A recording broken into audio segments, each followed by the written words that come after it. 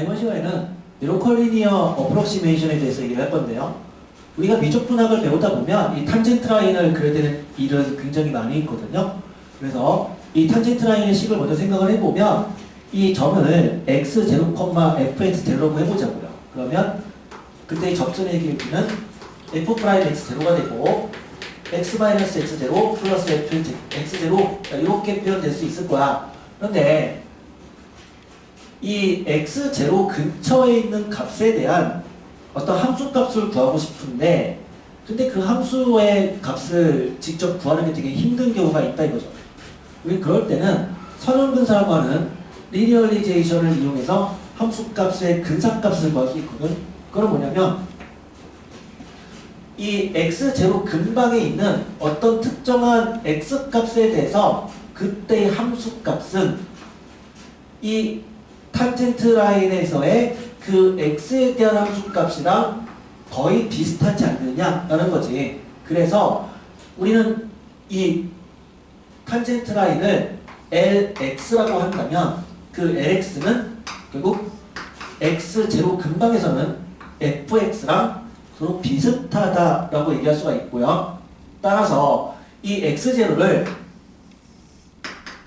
이 center of the approximation이다 라고 한다면 우리는 그 x0를 기준으로 해서 그 근방에 있는 x값을 집어넣은 함수값은 이 선형근사된 탄젠트 라인의 x에 대입한 값과 비슷하다 이것으로부터 근사값을 추정해서 답을 써줄 수 있다라는 게 이 선형근사에 대한 얘기입니다. 자, 방정식의 해를 추정하는 방법 중에 하나가 이 뉴턴의 방법이 있는데요. 이 뉴턴의 방법은 어떻게 본다면 좀 중요하기는 해요. 사실 문제에 많이 나오진 않지만 대부분의 어떤 계산기들이 방정식의 해를 구할 때 이 뉴턴의 방법을 이용하거든. 자, 이런 겁니다. 이 fx의 해라고 하는 것은 이 x값이죠. 근데 이 x값을 구하기 위해서 첫 번째로 그냥 적당한 x1을 그러니까 그냥 해가 될 것 같은 그냥 적당한 x1을 실제로 대입한 이 값을 생각해 보는 거죠. 물론 이 x1은 이 방정식의 해는 아니에요. 그러면 여기에서 이 x1에서의 접선을 생각해 봐. 그럼 그 접선이 이 x축이랑 만나는 x값을 x2라고 해보고요. 그럼 이 x2는 결국에는 두 번째 구한 값이네요. 세컨드고. 자, 그럼 이렇게 두 번째로 구한 이 값에 대해서 자, 똑같이 이 x2, fx2라는 점을 또 생각해 보고요. 다시 또 그 점에서의 접선을 또 생각해 봅니다. 그 접선이 x축과 만나는 값을 또 x3다라고 해보자.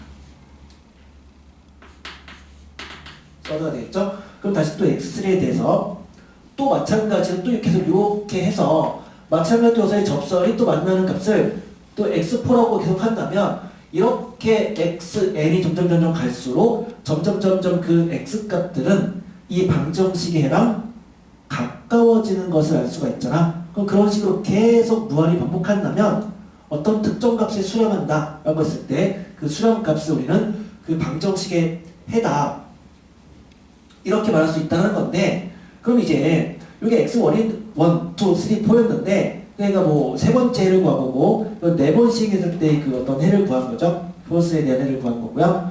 그럼 이제 얘는 이것을 xn과 n 플러스 1의 관계를 한번 생각해 본다면 그럼 만약에 여기가 xn이었다라고 생각해 보자고요. 여기 xn.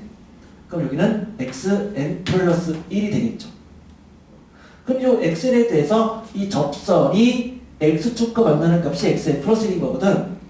그러면 이 점의 좌표는 xn, fxn이니까 그럼 이 접선의 방정식은 탄젠트 라인은 y는 f'xn 곱하기 x-xn 플러스 fxn이다 이렇게 쓸 수 있고요. 우린 그럴 때 이 xn 플러스 1은요 이 탄젠트 라인의 x절편이거든요. 그 y에다가 결국 0을 집어넣고 x절편이니까 그 다음에 이 x에다가 xn 플러스 1을 대입할 때의 그 값인 거잖아. 그러면 얘를 좌변으로 이렇게 싹 넘기고 얘로 나눠주면은 그러면 xn 플러스 1에서 xn을 뺀 것은 그러면 요거 넘겼으니까 마이너스 fxn 오버 f 프라임 xn 이렇게 되고요. 그래서 다시 이 xn을 우변으로 넘겨주면은 바로 주어진 요 식을 얻을 수가 있다는 말이야. 그 이게 바로 그 어떤 xn이라는 것은 이 n번째의 어떤 x 값에 대한 값인 거고요. 그렇게 했을 때 그 놈을 가지고 탄젠트 라인을 했을 때의 x절편 또 다른 x절편을 xn 플러스 1로 보는 거죠. 그러면 xn 플러스 1은 xn에서 이거를 뺀 거랑 똑같고 이러한 시행을 계속 하다 보면은 그럼 우리는 이 할수록 점점 그 값이 이 방정식의 해에 근사된다라고 얘기할 수가 있는 거죠. 저기 이해돼요? 근데 항상 이게 항상 이렇게 되는 것은 아니고요. 만약 이게 좀 특이한 함수가 됐고 그 특이한 함수에서 정좌표를 좀 특이하게 잡으면 이것을 쓸 수 없는 경우가 생기기도 해요.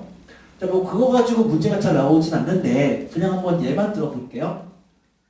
자, 한번 두 가지 함수를 가지고 예를 한번 들어볼게요. 자, 첫 번째 fx가 이렇게 생겼다고 했을 때 우리 이제 요 해를 구하고 싶은 거죠.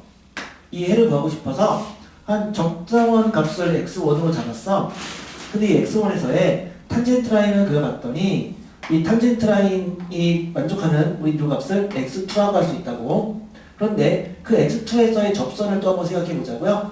접선을 생각해 봤더니 그 접선이 또 x축과 만나는 값이 뭐 이렇게 돼서 또 뭐 이쪽으로 갈 수도 있단 말이야. 그럼 이런 식으로 해서 x3 이런 식으로 계속 해버리면 계속 그 값이 뭐 이렇게 계속 반복하거나 이게 뭐 이렇게 왔다 갔다 계속 반복하는 그런 경우가 돼서 이쪽 해랑은 전혀 상관이 없는 그런 상황이 생길 수도 있겠죠. 또는 자 이런 상황에서 우리는 요 해를 구하고 싶은 거죠. 그래서 이 값 근처에 있는 적정한 값을 잡아서 실제로 접선을 그어봤더니 그 접선이 만나는 여기가 x2가 되겠죠. 그럼 다시 또 x2에서 즉 이쪽에 또 접선을 이렇게 그어주면은 여기가 또 x3야. 그럼 또 이때 이 접선식을 그어주면 또 얘가 x4야. 그쵸? 자 이렇게 한다면 역시 이쪽 해랑 저는 상관이 없는 그와 또 다른 값에서 결국 결정이 돼서 이 해는 구할 수 없게 되는 경우가 생길 수도 있어요. 그래서 이 뉴턴의 방법은 시험 문제에서는 그렇게 뭐 크게 뭐 어렵게 나오진 않고요. 만약에 나온다면 그냥 이 뉴턴의 방법을 이용해서 뭐 3번 이용해서 즉 세 번째 그 서드에 대한 좀 x3의 값을 구하라 뭐 이런 식으로 값이 나올 수는 있지만 나중에 우리는 테일러 급수를 배우기 때문에 거기서 조금 더 어떤 방정식을 다항식으로 근사시켜서 더 가까운 해를 구할 수 있는 방법에 대해서 추가적으로 A, B 마지막 파트에서 따로 또 배우게 됩니다.